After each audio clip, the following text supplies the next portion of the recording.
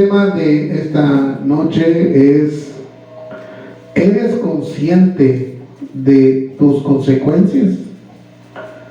¿Eres consciente de lo que va a suceder por el pecado que estamos haciendo deliberadamente o ignorantemente?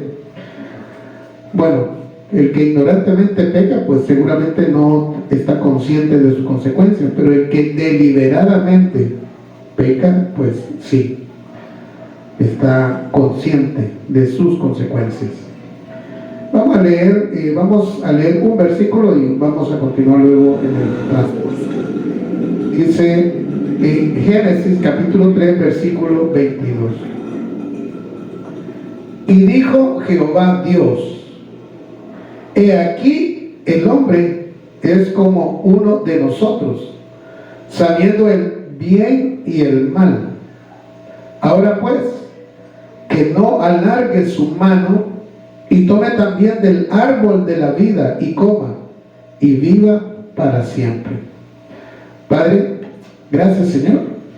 Ayúdanos a discernir, Padre, que ese árbol de la vida, del cual usted protegió a la humanidad para que no permaneciese eternamente en el pecado, sino que era parte de ese maravilloso plan para que Jesús viniese y, una vez hecha la obra allá en la cruz, que Él pagó toda deuda, Él llevó todo el castigo, toda la angustia, todo el dolor, toda iniquidad, la llevó sobre su cuerpo, y usted aceptó esa obra, porque el inocente pagando por el pecador, por el culpable, el que nunca cometió pecado, pagando la culpa de cada uno de nosotros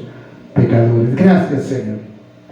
Gracias. Con la ayuda de su Espíritu, Señor, queremos aprender esta noche sobre este tema de el árbol de vida y las consecuencias de haber pecado. En el nombre de Jesús. Amén y amén. Muy bien, podemos tomar el asiento.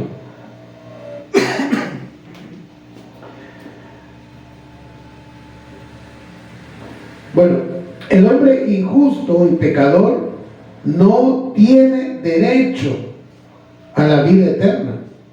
No tiene. Porque ya está destituido. Dice allá en Romanos que todos fuimos destituidos de la gloria de Dios. Ya la humanidad se había perdido. O sea, desde Adán que desobedeció deliberadamente, porque Adán lo hizo deliberadamente, pues ya fuimos destituidos. Nuestros hijos, nuestros nietos están destituidos si no nacemos de nuevo, porque ahí está la clave: nacer de nuevo. Y nacer de nuevo, hermanos, como ya lo hemos visto en alguna ocasión anterior, no es algo que dependa del hombre. No es porque me porto bien, no es por eso. Porque en Juan 1:12, en el Evangelio de Juan, capítulo 1, versículo 2, se dice: mas a todos los que le recibieron, a los que creen en su nombre, les dio la potestad de ser hechos hijos de Dios. Es decir, Dios decide quiénes son los que le va a dar esa potestad. Pero no es que lo decida de forma preexistencial, no es así, sino que es a través del arrepentimiento. Y además, en el versículo 13 del Evangelio de Juan, capítulo 1, versículo 13, dice que esos hijos de Dios, los cuales no son engendrados de sangre, ni de voluntad de carne, ni de voluntad de varón, sino de Dios. Y como lo veíamos hace un par de fines de semana, Dios evalúa, Dios es el que determina si de veras nos hemos arrepentido, si de corazón sincero y un corazón humilde que ya no quiere hacer aquello que hacíamos, aquella maldad, aquella iniquidad que hacíamos, entonces Él otorga la nueva criatura. Él adopta a aquel que se ha arrepentido como hijo suyo, como hijo adoptado, para agregarlo a la familia de Dios. Y es Él. Bueno, por eso Jesús dice que lo que mi Padre pone en mi mano nadie me lo arrebata. Y eso significa, hermanos, que nuestra salvación no depende de nuestra forma de comportarnos, de alguna buena obra, porque no hay nada que podamos hacer nosotros que sorprenda a Dios. Ahora, el que es nacido de nuevo, el que de verdad tiene la nueva criatura que Dios le otorgó, no va a buscar pecar, no lo va a buscar, porque la nueva criatura, eso es, no conoce el pecado, es decir, la carne es la que busca el pecado, pero la nueva criatura no. Y es la lucha interna día con día que tenemos una vez que hemos nacido de nuevo. Hay una lucha interna porque viene el pensamiento, viene que uno vea, el hombre ve a aquella mujer siendo casado, la ve y la tenemos que ver, pues, porque ahí va pasando. O sea, no hay manera de que no la vamos a ver, claro que sí, pero ahí está la lucha. ¿Cómo la veo yo? La veo como algo normal, algo natural, como ver a la esposa, como ver a la hija, como ver a una, o la veo con codicia, la veo con lujuria. Ahí está la lucha. Y el que nació de nuevo entra en esa lucha y vuelve su mirada a otro lugar, cambia la conversación, busca no entrar, no continuar en ese desvarío. Ahora, aquel que continúa y la ve con lujuria y codicia y hasta la desnuda en la mente, ese no ha nacido de nuevo, porque se complace en el pecado. Pero bien, decíamos que el hombre injusto y pecador no tiene derecho a la vida eterna. Su pecado lo separa del Dios santo. El malo no habitará junto a él, dice la Escritura.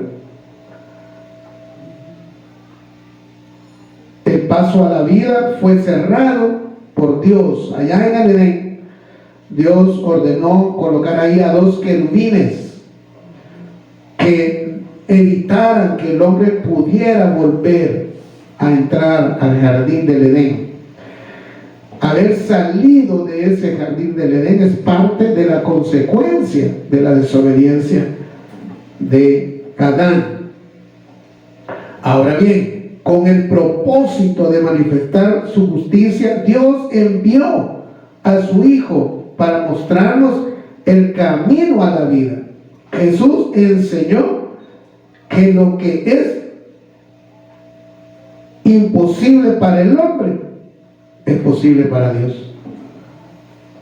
Es decir, el hombre estaba destituido. El hombre no podía tener vida eterna. Es decir, iba a tener muerte eterna, pero no vida, sino muerte eterna. ¿Y qué es la muerte eterna? La muerte eterna es estar lejos de la presencia de Dios. Ese es el peor castigo que el humano puede tener y que a lo mejor hoy por hoy no lo comprendemos, porque como vivimos lejos de Dios y estamos día con día amaneciendo y trabajamos y comemos, no cabe en nuestra mente de que la muerte es estar alejado de Dios. No lo discernimos, no lo vemos. Excepto los que hemos leído la palabra, poco a poco hemos ido aprendiendo que el Señor nos va enseñando que Dios honra lo que le honra. Lo que el hombre no puede lograr por sus obras, Jesús lo hizo por la obra de Él, la obra suya. Él es el camino y la verdad y la vida, y nadie va al Padre sino por Él. Su justicia es la única forma de que podemos vivir eternamente junto al Dios Santo. La Biblia, la palabra del Señor,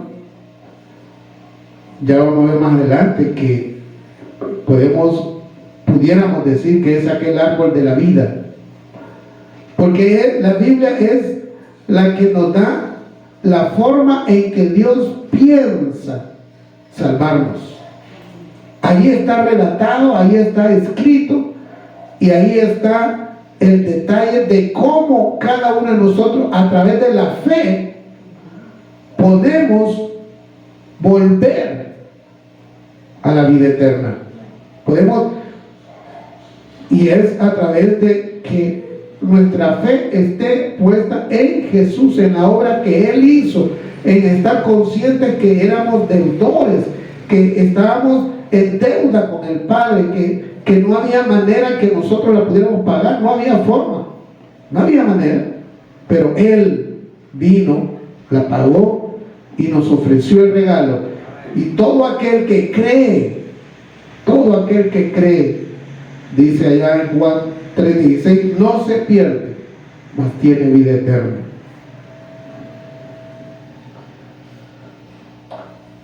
En Génesis capítulo 3, versículo 22, Dios hace una aseveración. Bueno, hemos visto en varios viernes anteriores que cuando Dios creó todo lo que vemos y creó todo aquello que no vemos, que existe, que Dios lo creó y no lo vemos, también Él es el creador. En todo lo que Él hizo, dijo, hágase los árboles, háganse el mar de peces, produzca peces, la tierra produzca hierba, árboles, créese, hágase. Así lo hizo Dios. Pero cuando hizo al hombre, no dijo hágase el hombre, no dijo así, sino que el capítulo 2 de Génesis nos relata que Dios con sus manos formó una figura de hombre hecha de tierra, y Él fue y sopló sobre él, y Él dijo, hagamos al hombre, hagamos. En toda la demás creación dijo, hágase, produzca, cree, aparezca el sol, las luminarias. Pero en el caso del hombre, dijo, hagamos. Y además lo formó con sus manos. Y además sopló sobre él. Y dice allá en Génesis capítulo 2 que Él le dio su imagen y su semejanza. Todo esto, hermano. Bueno, además, otro detalle que yo aprendí, hermanos, es que dice allá en el capítulo 2 también, allá por el versículo 14, 15, dice que Él formó un jardín. Entonces ya había hecho la creación, ya estaban los bosques, los ríos, estaban las praderas, las montañas, los valles, todo estaba. Pero Él dijo, Él formó un jardín, y ahí colocó al hombre. De manera que el hombre es la creación especial. Todo lo que anterior había hecho es para el hombre, porque Dios tenía el propósito de crear al ser humano. Y le dio toda libertad. Le dijo, produzcan, multiplíquense, sojuzguen, de todo pueden comer, ustedes pongan el nombre a los animales. Le dio toda la libertad, solo una restricción le dejó: solo de ese árbol que está en el medio del jardín no comerás, porque el día que de él comieres, ciertamente morirás. Y nos dice ahí en el capítulo 2 de Génesis también que ahí estaba el árbol de la vida. De manera que el árbol de la vida Adán lo podía comer, sí podía, porque ese no estaba en la restricción, no estaba incluido, solo uno, solo el árbol del conocimiento del bien y del mal, ese estaba en restricción. Del árbol de la vida sí podía comer, sí podía comer. Pero ahí viene el relato de esta noche, viene el tema de esta noche. Porque en el versículo 22 del capítulo 3 de Génesis, y lo vamos a volver a leer, lo vamos a leer de nuevo, dice: y dijo Jehová Dios, he aquí, el hombre es como uno de nosotros, como uno de nosotros. Está hablando de la Trinidad. Está hablando del Padre, el Hijo y el Espíritu Santo, como uno de nosotros, dice él. Dice aquí: he aquí, el hombre es como uno de nosotros, que ya conocía el bien y el mal. Ahora, aquí hay una situación. Adán, antes de pecar, antes de desobedecer, él conoció esa prohibición, porque Dios le dijo: de ese no comas. Y hermanos, bueno, no sé, creo que usted debe saber que la teología es escudriñar el pensamiento de Dios a través de la Biblia, encontrar cómo es que Dios piensa, qué quiere, cómo quiere Él enseñarnos a nosotros. Y yo lo que veo, hermanos, es que Adán, desde la perspectiva buena, desde la perspectiva de Dios, que Dios conoce el mal, pero Él es bueno. Él no usa el mal. Él no lo usa. Él lo que hace es aprovechar la maldad para glorificarse Él y traer de la maldad al ser humano. Esa perspectiva tenía Adán. Pero cuando Adán desobedeció, su perspectiva cambió, porque él experimentó la maldad, experimentó la desobediencia, experimentó ponerse en contra de Dios.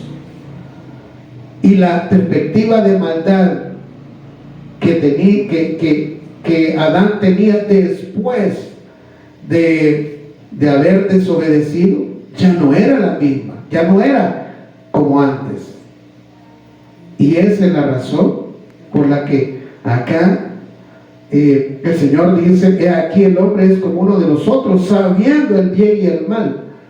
Es decir, conocía, vuelvo y repito, Adán conoció el mal, pero a través de la experiencia. O sea, no fue algo teórico, fue algo práctico. Y esa situación es la que lo condenó, porque se puso en rebelión en contra de Dios, de la voluntad de Dios.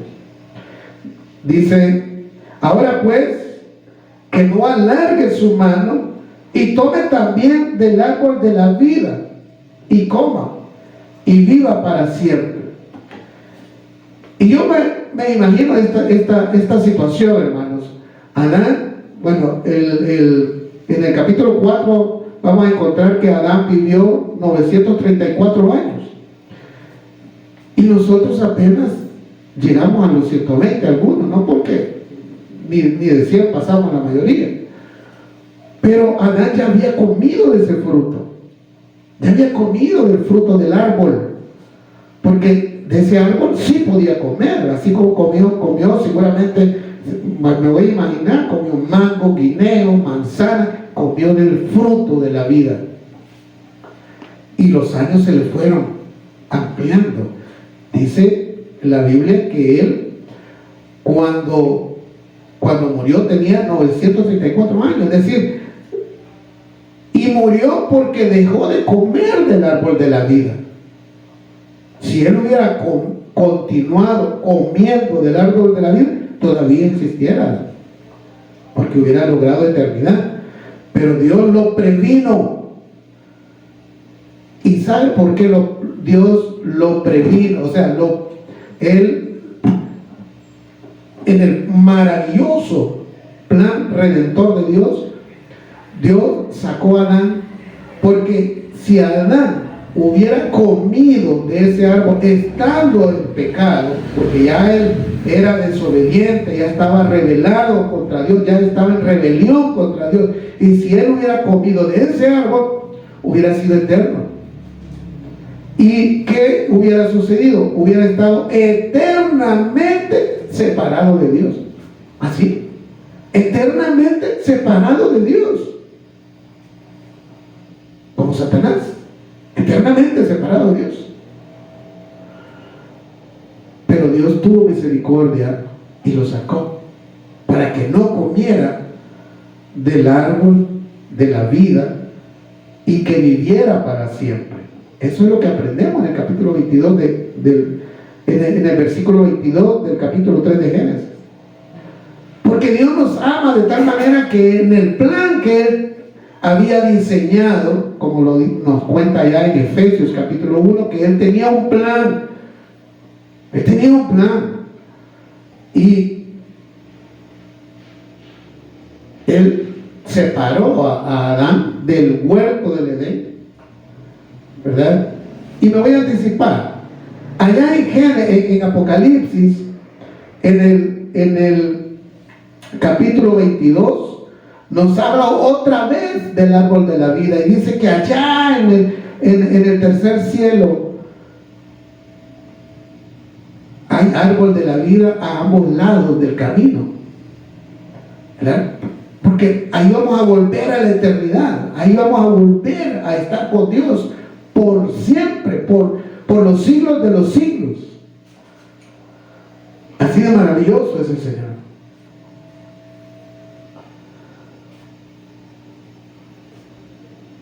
Ahora bien, ¿cómo es nuestra vida? La vida suya y la mía.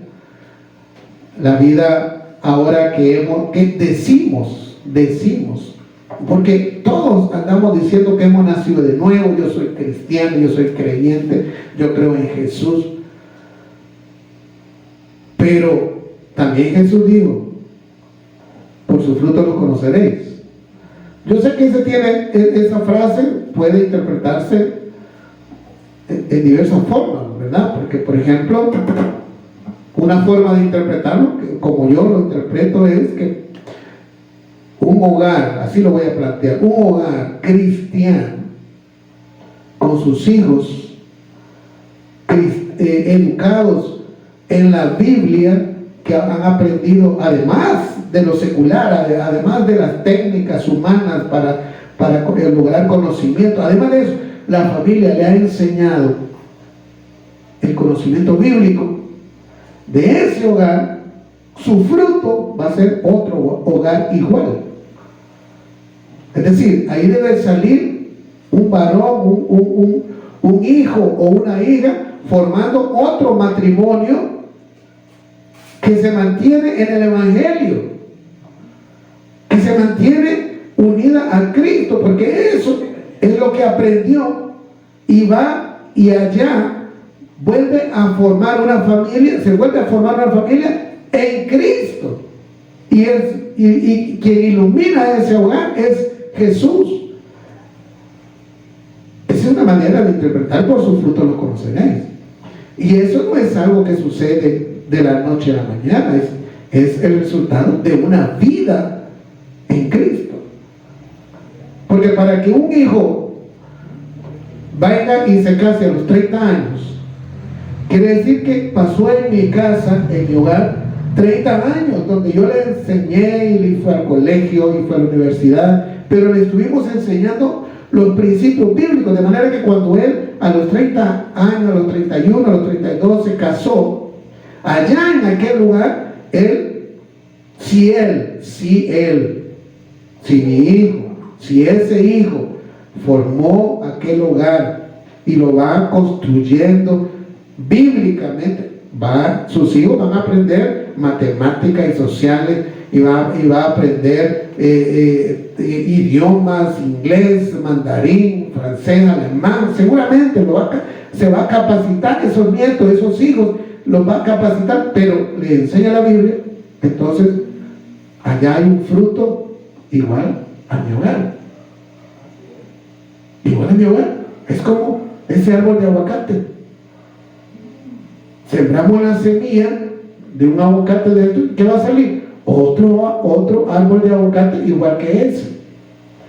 Esa es una manera de interpretar: por sus frutos lo conoceréis.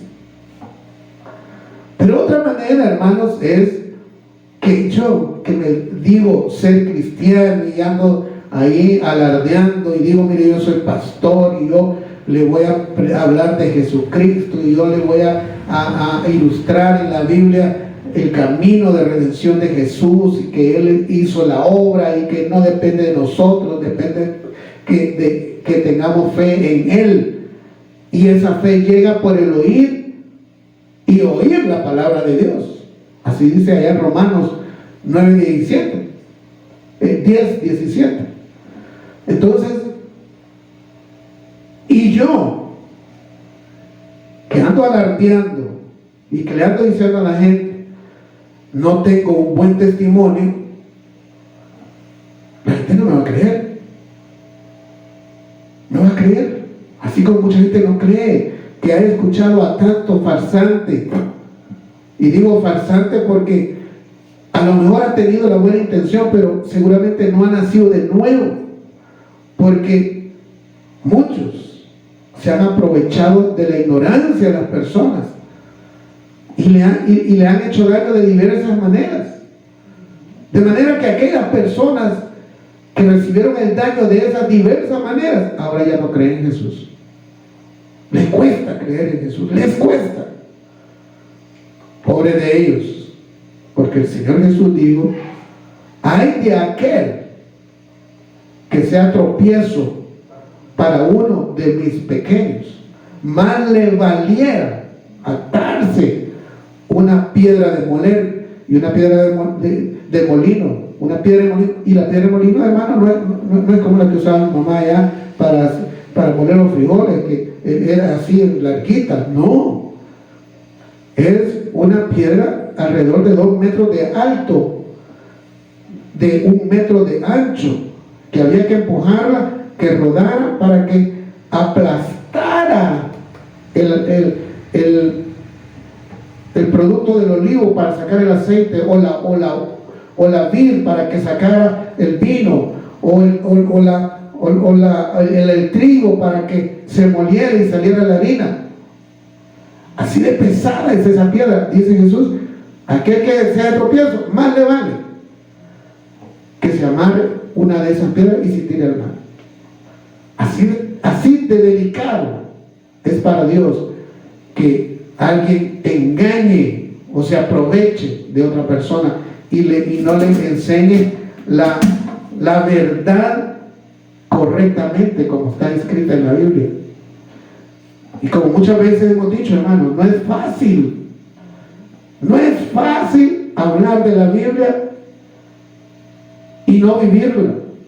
Hay que vivirla, porque entonces el Espíritu Santo respalda nuestras palabras.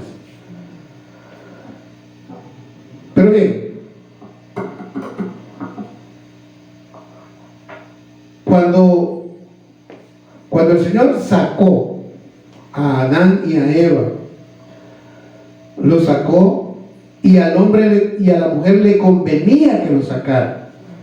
Era el camino correcto, así como lo hizo Dios. Ese era el camino correcto, porque como leímos en el 22, si hubiera comido de aquel árbol de la vida, habiendo ya Adán estando en un estado de pecado, ya alejado de Dios, hubiera sido eterno.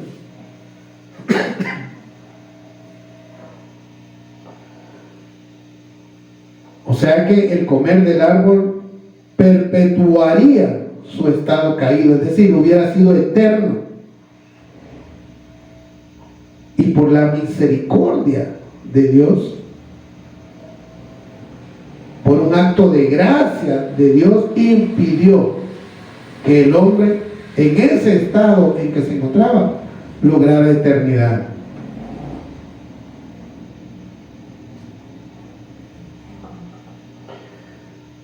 Sin embargo, hermanos, el plan que Dios tenía, como lo vimos en el viernes anterior, allá en en Génesis 3:15, que vimos que allí, en Génesis 3:15, Dios proyectó la redención del hombre a través de la cruz. Que Jesús iba a venir e iba a vencer al enemigo, iba a vencer las tinieblas, y de ahí iba a rescatar al hombre.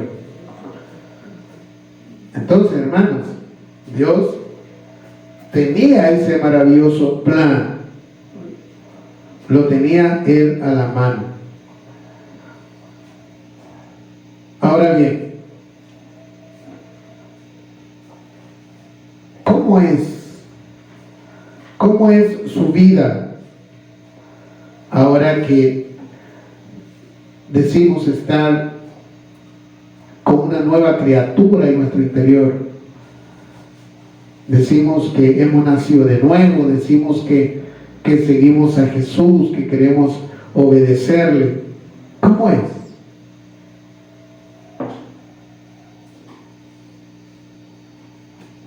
Dice, voy a ponerle ahí Proverbios capítulo 3, Proverbios capítulo 3, versículo 18.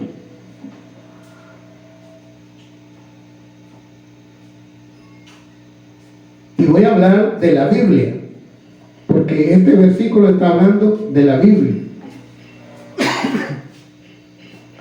Dice Proverbios capítulo 3, versículo 18. Ella es, la palabra de Dios, ella es árbol de vida a los que de ella echan mano, y bienaventurados son los que la retienen.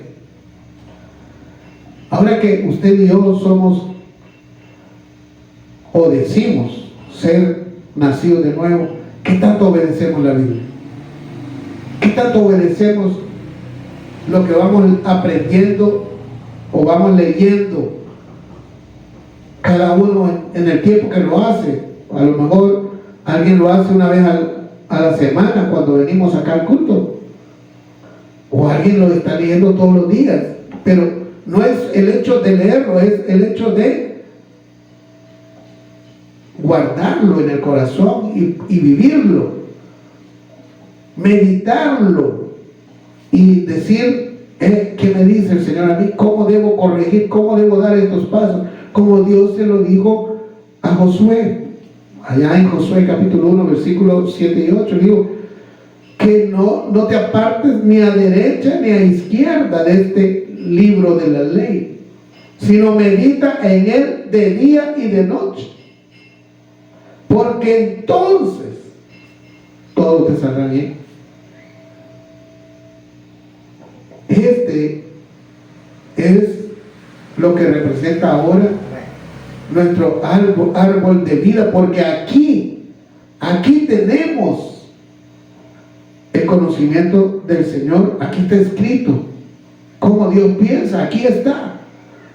De manera que ahora podemos, si nosotros entramos en el deseo de que la Biblia la vivamos, la guardemos y la vivamos, entonces vamos a volver al jardín del Edén. Y voy a ponerle ahí rapidito Mateo 4:4. Mateo capítulo 4, versículo 4. Y dice así: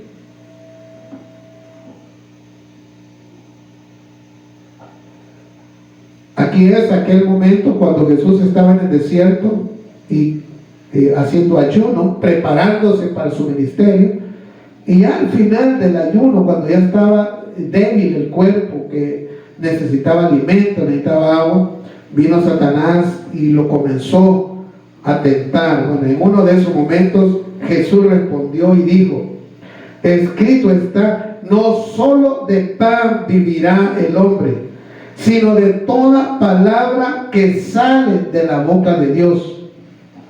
Hermanos, la Biblia es nuestro pan, nuestro árbol de vida.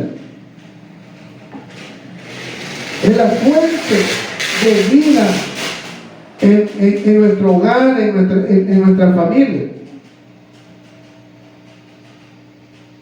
De manera que hoy, en enero del 2025, ese árbol de vida, el cual ya no había acceso a él, sino que a través de Jesús, para el que ha nacido de nuevo, tómelo en cuenta eso, para el que ha nacido de nuevo, ese árbol de vida, ahora podríamos decir que su equivalencia es la Biblia, es la palabra del Señor.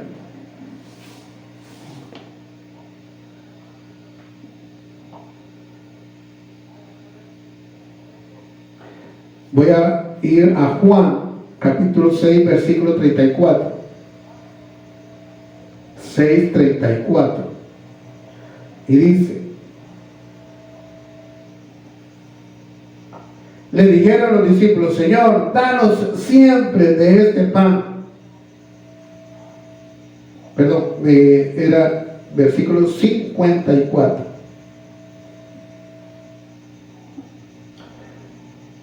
El Señor aquí está en aquel momento en que está hablando de su cuerpo. Dice en el 54: el que come mi carne y bebe mi sangre tiene vida eterna, y yo le resucitaré en el día postrero. Jesús está vinculando, uniendo la comunión con la vida eterna. Es decir, esa comunión con Él. Estamos hablando de esa relación con Él, con Jesús.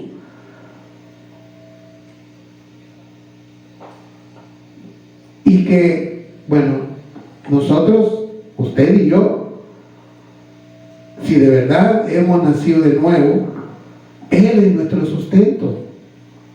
Él es el que nos da el ánimo cada día que nos levantamos. Él es el que nos... Bueno, Él le da vida a todos, buenos y malos. Él les da la luz del sol, Él les da aire a todos, les da oportunidades de un día más de vida a todos. Pero aquellos que hemos nacido de nuevo, es diferente. Porque no solamente estamos tomándonos el desayuno, el almuerzo, la cena, sino que cuando leemos la Biblia, cuando meditamos en la Biblia, el alma se alimenta. Y Él nos da de su sabiduría. Y por eso ahora que somos nueva criatura, tenemos la posibilidad. Acuérdese bien, porque al final usted toma la decisión de obedecerle o no. Pero ahora sí tenemos la fuerza, la posibilidad de hacer lo correcto, porque Él nos sustenta, porque Él nos alimenta, porque Él es como aquel árbol de vida, es como aquel árbol de vida. Y como lo leemos cuando tomamos la Santa Cena allá en 1 Corintios capítulo 11 versículo 26, que Pablo nos dice: así pues, todas las veces que comieres este pan y bebieres esta copa, la muerte del Señor anunciáis hasta que Él venga. Esa cena del Señor es porque Él dice que lo hagamos por memoria, recordando la obra que Él hizo, que Él vino a hacer para ponernos a cuenta con Dios, con el Padre.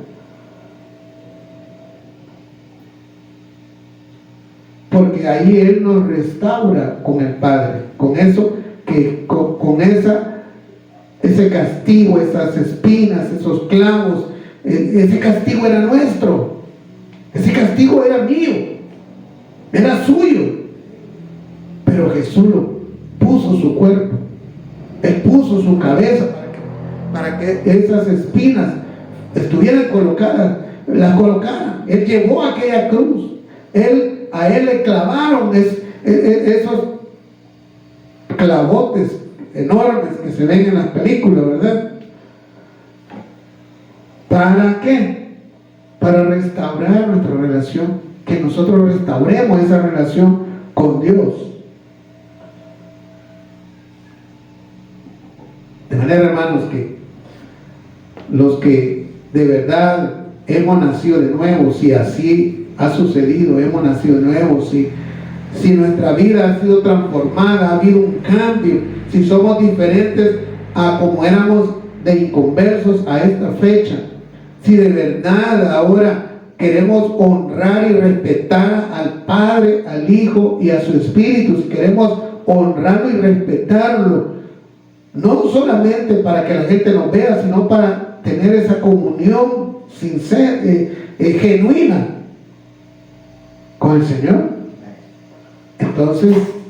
Entonces sí, estamos volviendo a ese árbol, a tomar, a comer de ese árbol de vida. Y para terminar, hermanos, quiero ponerle Apocalipsis, que es lo que le mencioné hace un momento, del capítulo 22, versículo 2 dice, en Apocalipsis 22, 2: en medio de la calle de la ciudad y a uno y otro lado del río estaba el árbol de la vida, que produce 12 frutos, dando cada mes su fruto, y las hojas del árbol eran para la sanidad de las naciones.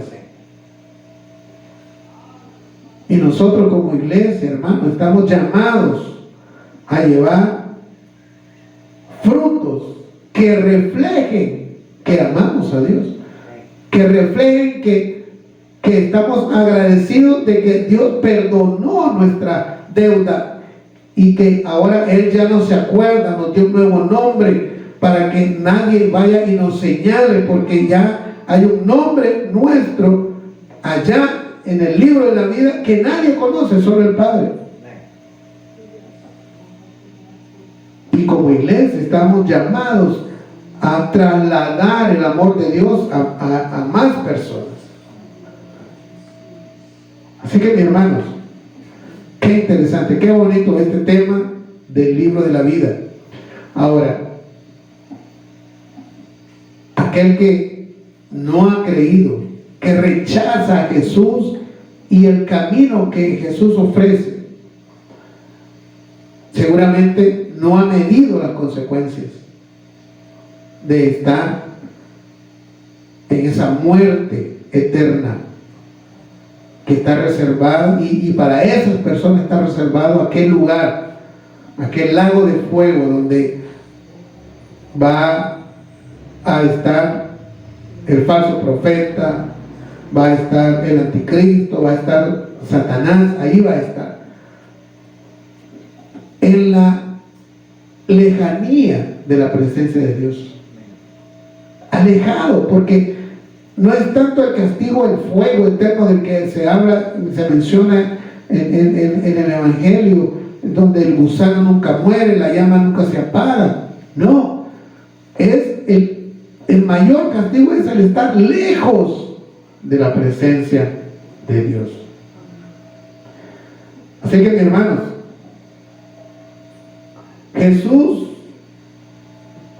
es la vida eterna. Él es la vida eterna. Él dijo: yo soy el camino, la verdad y la vida, y nadie viene al Padre si no es por mí. La palabra de Dios es nuestro alimento espiritual.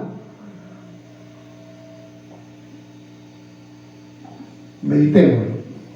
Padre, gracias. Padre, gracias por este capítulo 3 de Génesis, donde hemos visto que la creación toda ha sufrido por la decisión de Adán. Pero también hemos aprendido que usted, Señor, usted ha querido buscar al hombre para ayudarlo, no para sentenciarlo, sino para ayudarlo. Gracias, Señor. Gracias, porque, Padre, hace varios años usted permitió que cada uno de nosotros, Padre, fuésemos abordados por alguien con la Biblia en mano y nos dijo: lea este versículo, lee este versículo. Y ahí usted nos regaló ese grano de fe, porque su palabra dice que la fe es por el oír, y el oír la palabra de Dios. Allí entró nuestro granito de fe y vimos a Jesús pagando nuestra deuda. Vimos que éramos nosotros los que teníamos que estar allí clavados y azotados y castigados y golpeados y maltratados, pero fue Jesús quien quiso pagar por nosotros. Gracias, Señor. Gracias. Queremos, Señor, reconocer, Padre, esa obra que Jesús hizo y darle gracias. Y, Señor, simplemente en gratitud ser obedientes a usted. Si usted que está ahí detrás de ese video y no conoce a Jesús, yo le invito a que en este momento, si a usted le parece bien, haga esta oración, una oración parecida a esta. Señor Jesús, yo te recibo hoy como mi Salvador. Sé que he estado lejos, he huido de ti. No he querido escuchar las personas que me hablan del Evangelio, del plan de salvación. No he querido leer la Biblia. He querido estar lejos, pero ahora veo la necesidad. Necesito que tú me ayudes. Gracias por salvarme, Señor. Creo que viniste a este mundo, que moriste en la cruz por mis pecados y que resucitaste el tercer día y estás vivo porque venciste al enemigo, venciste las tinieblas, venciste a Satanás y ahora estás a la diestra del Padre. Gracias, Señor. Ayúdeme a estar en una congregación donde se predique la doctrina sana, la doctrina de Jesús. Más nada, menos nada. La doctrina del Evangelio. Ayúdeme a aprender, Señor. Ayúdeme con mi alma y con la alma de los que están a mi alrededor. En el nombre de Jesús. Amén.